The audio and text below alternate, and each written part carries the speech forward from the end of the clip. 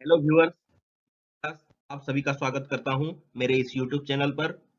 पिछले वीडियो में हमने स्टीम पावर प्लांट के कॉन्स्टिट्यूएंट्स के बारे में जाना था। इस वीडियो में हम स्टीम पावर प्लांट, जिसे कि थर्मल पावर प्लांट भी कहा जाता है, वह कैसे काम करता है यह जानेंगे। तो चलिए देखते हैं और इसका स्कीमेटिक अरेंजमेंट बनाते हैं।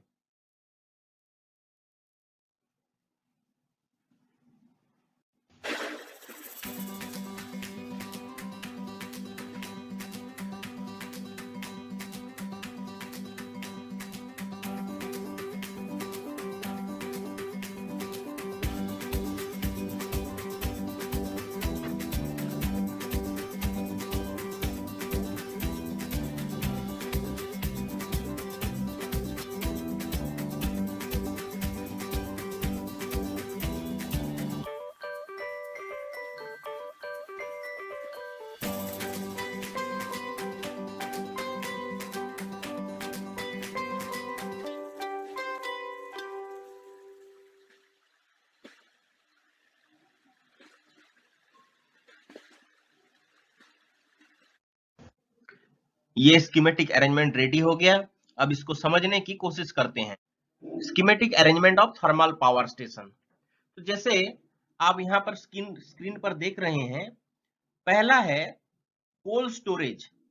यहाँ से कोल्ड स्टोरेज से ये पावर प्लांट शुरू होता है। थर्मल पावर प्लांट में जनरली कोयल के तौर पर कोल को यूज किया जाता है, कोल को जलाया जाता है, जिससे जो गर्मी निकलती है उस गर्मी को यूज करके पानी को बॉयल किया जाता है बॉयलर में, और उससे जो भाप निकलती है उस भाप को टरबाइन के ऊपर प्रेशराइज्ड करके डाला जाता है, जिससे टरबाइन ब्लेड घूमता है और जिससे इलेक्ट्रिसिटी पैदा होता है।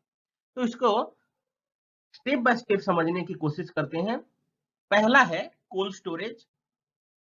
इसका काम क्या है? यहाँ पर कोयले को स्टोर किया जाता है। जो खनी खदानों से कोयला लाया जाता है उसको यहाँ पर स्टोर किया जाता है।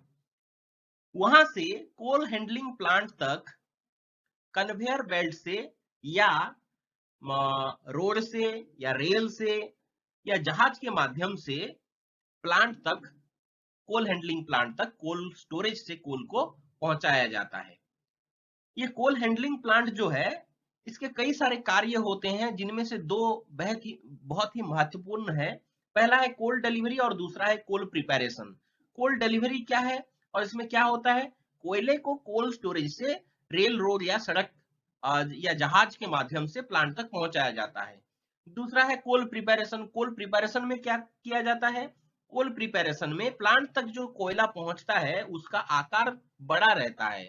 तो इस बड़े कोयले के खंड को हम डायरेक्ट बॉयलर में नहीं भेज सकते, इसलिए उसको छोटे हिस्सों में, छोटे टुकड़ों में या पाउडर के फॉर्म पर प्रस्तुत किया जाता है, और उसके लिए क्रशर, ब्रेकर आदि मशीनों का इस्तेमाल किया जाता है। उसके बाद कोयले को सुखाया जाता है, जिससे उसका मॉइस्चर चला जाए, और कोयले में से जो लोहे के कण होते हैं उसको मैग्नेटिक सेपरेटर के द्वारा अलग किया जाता है, और वो उसके ये सब करने के बाद जो पाउडर फॉर्म का कोल निकलता है उसको सीधा बॉयलर में भेज दिया जाता है। तो बॉयलर क्या है? बॉयलर एक ऐसा उपकरण है जो कोयले को जलाकर उसमें जो गर्मी निकलता है उस गर्मी को यूज करके पानी को गर्म करता है और उस पानी से भाप को निकालता है। यह दो प्रकार का होता है। पहला है वाटर ट्यूब बॉयलर और दूसरा है fire tube boiler. Water tube boiler में बहुत सारे ट्यूब्स होते हैं, जिसके अंदर पानी को बहाया जाता है, प्रवाहित किया जाता है, और बाहर गर्म हवा को, और ट्यूब्स के बाहर गर्म हवा बहती रहती है। जबकि फायर ट्यूब बॉयलर्स में पानी के अंदर बहुत सारा ट्यूब्स को डुबाया जाता है, जिसके अंदर हॉट पार्टिकल्स गुजरता है। तो बॉयलर में कोयला जो जलता है, बॉयलर के निचले हिस्से में फर्नेस रहता है, बॉयलर फर्नेस, जहां पर बर्नर रहता है। उस बर्नर को जलाने के बाद कोयला जलता है, और कोयला जलने के बाद वहां से जो हीट निकलता है उस हीट को यूज करके पानी को गर्म किया जाता है और पानी से भाप निकलता है। तो जब कोयला जल जाता है तो कोयला जलने के बाद जो बाकी नीचे गिरता है कोयला जलने के बाद उसे हम राख कहते हैं, उसे आस कहते हैं। तो उस आस को कलेक्ट करके एक ट्रे में उसे आस हैंडलिंग प्लांट में भेज दिया जाता है। उस आस हैंडलिंग प्लांट से आस को दोबारा आस को स्टोर किया जाता है, जहां पर स्टोर किया जाता है उसे आस स्टोरेज कहते हैं। इसे आस पॉन्ड भी कहा जाता है। इस आस को दोबारा यूज किया जा सकता है सीमेंट बनाने के लिए, सीमेंट की ईंट बनाने के लिए इस आस को यूज किया जाता है। अब बॉयलर में जो भाप बन चुका है पानी गर्म होके, उस भाप को दोबारा सुपर हीटर में भेजा जाता है। सुपर हीटर क्या करता है? सुपर हीटर एक ऐसा उपकरण है जो बॉयलर से निकलने वाली भाप को, उस भाप की तापमान को बढ़ा देता है, जिससे भाप और ज्यादा गर्म हो जाता है। बॉयलर से निकलने वाली ये लाइंस जो आप नीचे देख रहे हैं, ये है फ्लू गैसेस। भाप तो सीधा सुपर हीटर में आ गया, लेकिन बॉयलर से भाप जाने के बाद जो फ्लू गैसेस है, जो गैसेस बाहर निकल जाता है, वह गैसेस को भी सुपर हीटर में लाया जाता है और भाप के साथ उस फ्लू गैसेस को भी दोबारा सुपर हीट किया जाता है और उसके बाद उसे इकोनोमाइजर में भेजा जाता है। तो ये जो सुपर हीटर है, ये दो प्रकार का होता है, रेडिएंट सुपर हीटर और कन्वेक्शन सुपर हीटर। इससे पहले हमने देखा कि बॉयलर में पानी को गर्म किया जाता है। तो बॉयलर में पानी कहां से आता है? देखिए ये है रिवर, रिवर से यहाँ पर कूलिंग टावर में आया, फिर उसके बाद सर्कुलेटिंग पंप, फिर कंडेंसर, कंडेंसर से फीड वाटर पंप, फिर फीड वाटर हीटर, फिर इकोनोमाइजर और इकोनोमाइजर से सीधा बॉयलर में पानी आता है, जिस पानी को हम गर्म करते हैं और उससे जो भाप निकलता है उसे सुपर हीटर में भेजते हैं। सुपर हीटर में उसे दोबारा सुपर हीट किया जाता है। उस सुपर हीटेड स्टीम को हम डायरेक्ट टरबाइन में भेजते हैं। लेकिन उस सुपर हीटेड स्टीम को भेजने के बाद कुछ गैसेस ऐसे रहते हैं, कुछ भाप ऐसे रहता है जो कि फ्लू गैसेस के तौर पर बाहर निकल जाता है, वो है वेस्टेज। तो वो वेस्ट ना हो इसलिए उसको दोबारा यूज करने के लिए इकोनोमाइजर में उसको भेज दिया जाता है, उस फ्लू गैसेस को। तो इकोनोमाइजर क्या है और उसका काम क्या है? इकोनोमाइजर एक उपकरण है जो फ्लू गैसेस से हीट को निकालता है, जिससे फीड वाटर को गर्म करने में आसानी होती है। इस फ्लू गैसेस से ये हीट को निकालता है और यहाँ से जो पानी आता है उस पानी को दोबारा गर्म करने में यह हेल्प करता है। इससे बॉयलर की एफिशिएंसी बढ़ती है और ईंधन की भी बचत होती है। बॉयलर में जो कोल हम ईंधन के तौर पर यूज करते हैं, वो पानी को गर्म करने के लिए ही किया जाता है। अगर यहाँ से जो पानी आ रहा है फ्लू गैसेस की मदद से, अगर उस पानी को हम थोड़ा गर्म करके भेजेंगे बॉयलर में, तो बॉयलर में ज्यादा मेहनत करना नहीं पड़ेगा बॉयलर को। इकोनोमाइजर के बाद आता है एयर प्रीहीटर। एयर प्रीहीटर क्या है और इसका काम क्या है? यह फ्लू गैसेस से गर्मी को निकालता है और गर्म एयर को फर्नेस में भेजता है, जिससे बॉयलर का तापमान और प्लांट की कार्यदक्षता बढ़ता है। इकोनोमाइजर से जो फ्लू गैसेस निकलता है वो एयर प्रीहीटर्स में आता है और उसको दोबारा हीट किया जाता है, उससे वो गर्मी निकालता है और उस हॉट एयर को दोबारा बॉयलर में भेजता है, जिससे बॉयलर की एफिशिएंसी बढ़ती है। और बॉयलर क्योंकि प्लांट का मुख्य हिस्सा है, इसलिए बॉयलर की एफिशिएंसी बढ़ने से पूरी प्लांट की कार्यदक्षता बढ़ती है। उसके बाद एयर प्रीहीटर से जो बाकी का गैस निकलता है, जो आस निकलता है, उसको चिमनी के माध्यम से एटमॉस्फेयर में भेज दिया जाता है, जिससे परिवेश दूषित होने का चांसेस रहता है। इसलिए अभी सारे प्लांट्स में एक डिवाइस लगाया जा रहा है चिमनी से पहले, उसको बोलते हैं इलेक्ट्रोस्टैटिक प्रेसिपिटेटर, जिससे ये जो धुआं बाहर निकलता है, ये जो आस बाहर निकलता है, उसको उससे जितना प्रदूषण होता था पहले, ये डिवाइस लगाने के बाद उतना प्रदूषण नहीं होता है। तो ये हो गया, इस हिस्से के बारे में हमने जान लिया है। अब देखेंगे तो जो सुपर हीटेड स्टीम हमें मिला है, उस सुपर हीटेड स्टीम को टरबाइन के ऊपर फ्लो किया जाता है टरबाइन में भेजा जाता है, जो कि टरबाइन ब्लेड को स्टीम के प्रेशर से घुमाता है। टरबाइन के शाफ्ट के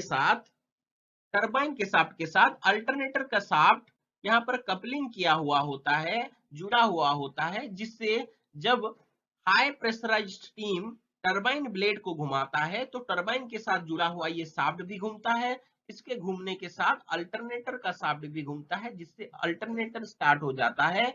जब अल्टरनेटर चलता है तो अल्टरनेटर के आउटपुट से हमें इलेक्ट्रिसिटी प्राप्त होता है, जिसे हम ट्रांसफार्मर लगाकर उस वोल्टेज को स्टेप अप कर देते हैं और उसे बस बार में यानी कि ग्रिड में भेज देते हैं, स्विच यार्ड में भेज देते हैं, और ऐसे ही हमें कोल से इलेक्ट्रिसिटी मिलता है।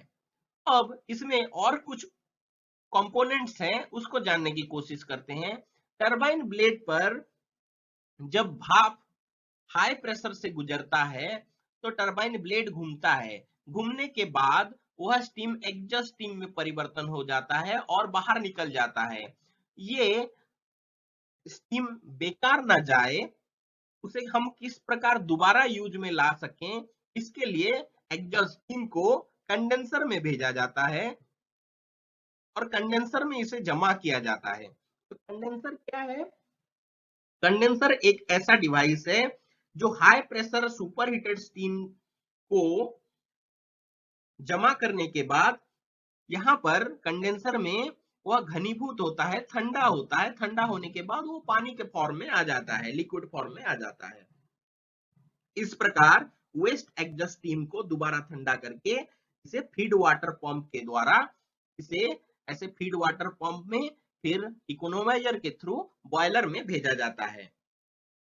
इसके बाद आता है वाटर ट्रीटमेंट चैम्बर, यानी कि वाटर ट्रीटमेंट प्लांट भी हम इसे कहते हैं। देखिए ये है रिवर, नदी की पानी को पंप के माध्यम से उठाया जाता है, कूलिंग टावर में रखा जाता है, उसे थोड़ा फिर वहां से इसको सर्कुलेटिंग पंप के माध्यम से कंडेंसर में भेजा जाता है। कंडेंसर में जो पानी जो स्टीम आके ठंडा होके पानी के फॉर्म में रहता है, उसके साथ मिलके इसको फिर फीड वाटर पंप में भेजा जाता है। फीड वाटर पंप से इसको फिर दोबारा हीट किया जाता है फीड वाटर हीटर के माध्यम से, और इसको इकोनोमाइजर में भेजा जाता है। तो जनरली रिवर के पानी में बहुत सारा इम्प्यूरिटीज रहता है, जो कि अगर हम डायरेक्टली बॉयलर में भेज दें तो उससे क्या होगा, बॉयलर का जो टैंक है, जो डिवाइस है बॉयलर, उसमें जंग लगने का खतरा रहता है। इसलिए जो पानी हम बॉयलर में भेजेंगे उस पानी को अच्छे से रासायनिक उपचार करके भेजना पड़ेगा। इसलिए वाटर ट्रीटमेंट चेम्बर बनाया गया है। इस वाटर ट्रीटमेंट चेम्बर में बॉयलर में जो पानी बॉयलर में भेजा जाता है, उसमें जो इम्प्यूरिटीज होता है उसको हटाकर पानी को शुद्ध और नरम किया जाता है, और इसे रासायनिक उपचार के द्वारा किया जाता है। सेडिमेंटेशन, फिल्ट्रेशन आदि बहुत सारे पद्धति हैं, उसके द्वारा यह काम किया जाता है। तो पानी वाटर ट्रीटमेंट चैम्बर में शुद्ध और नरम हो जाने के बाद इसे डायरेक्ट फीड वाटर पंप में भेजा जाता है, जहां से कंडेंसर से भी पानी पहले से ही आता रहता है। फीड वाटर पंप से इसको, जो फीड वाटर पंप से पानी आता है उसे फीड वाटर हीटर में दोबारा भेजा जाता है। इस फीड वाटर हीटर का काम क्या है, जो पानी हम इकोनोमाइजर के माध्यम से बॉयलर में भेजते हैं वह पानी को बॉयलर गर्म करता है, क्योंकि ये पानी थोड़ा ठंडा होता है। अगर हम डायरेक्ट बॉयलर में इसको डाल दें तो बॉयलर को ज्यादा मेहनत करना पड़ेगा पानी को गर्म करने के लिए। इसके लिए हम पहले फीड वाटर हीटर लगाकर, एक वाटर हीटर लगाकर उस पानी को पहले गर्म करते हैं। तो यहाँ पर पानी थोड़ा गर्म हो गया, फिर दोबारा इकोनोमाइजर में जो फ्लू गैसेस है उसकी गर्मी को इकोनोमाइजर एब्जॉर्ब करके उस पानी के ऊपर डालता है, जिससे पानी दोबारा थोड़ा ज्यादा गर्म होता है, फिर उसको बॉयलर में भेजता है। इससे क्या होता है, बॉयलर के ऊपर ज्यादा प्रेशर क्रिएट नहीं होता पानी को गर्म करने के लिए। इजीली वो पानी को गर्म कर लेता है, जिससे इजीली आसानी से भाप बनता है। तो ये है इसका schematic arrangement thermal power station का, कैसे हम कोयले से इलेक्ट्रिसिटी इलेक्ट्रिकल एनर्जी हमें मिलता है। ये है इसका कंप्लीट डायग्राम। इस वीडियो को आखिर तक देखने के लिए धन्यवाद। अगर आपको यह वीडियो अच्छा लगा है तो लाइक और कमेंट करना ना भूलिए, और आगे नए नए वीडियो देखने के लिए मेरे इस चैनल को जरूर सब्सक्राइब कीजिए। Thank you.